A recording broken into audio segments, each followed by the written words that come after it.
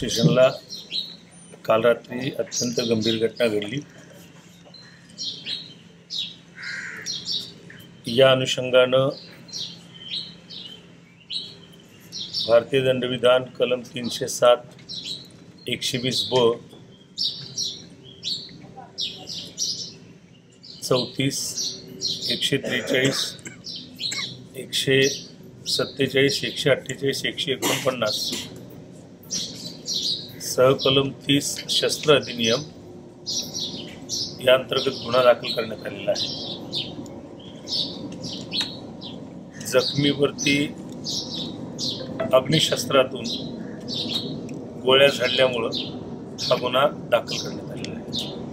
काय नेमकं कारण होतं का पोलीस नेमक्याच्या आतमध्ये या ठिकाणी झालेलं, कशाला त्यांना बोलवण्यात आलं, कशावर नाही भांडण झाली? मूळ घटना ही द्वारली गावातील एक जमीन आहे। त्या जमिनीच्या अनुषंगाने असलेली वाद या बाबतीत आहे।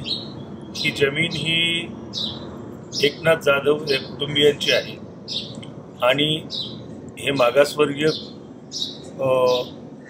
दलित बांधवांचं कुटुंबीय आहे।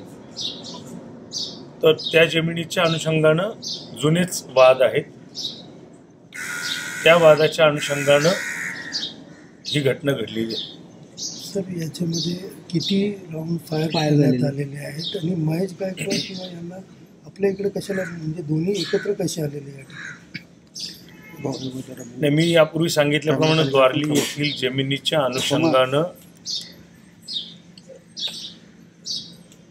महेश गायकवाड आणि इतरांवरती इथं तक्रार आली। त्या तक्रारीच्या अनुषंगानं दोन्ही गट इथं एकत्र आले आणि त्या दरम्यान इथं आमदार श्रीयुत गणपत गायकवाड हे सुद्धा आले।